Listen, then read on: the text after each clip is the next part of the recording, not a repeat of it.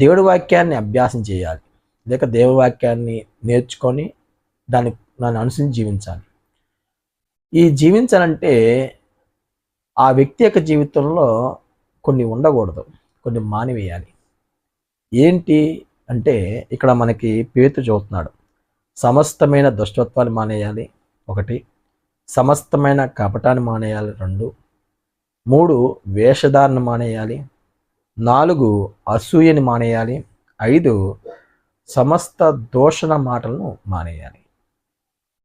ఇవి మానివేయకుండా ఆత్మీయంగా ఎదగరు.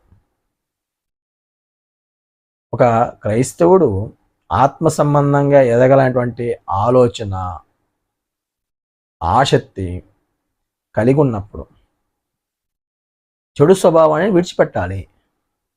చెడు స్వభావాన్ని విడిచిపెట్టకుండా ఆత్మీయంగా ఎదగలేరు.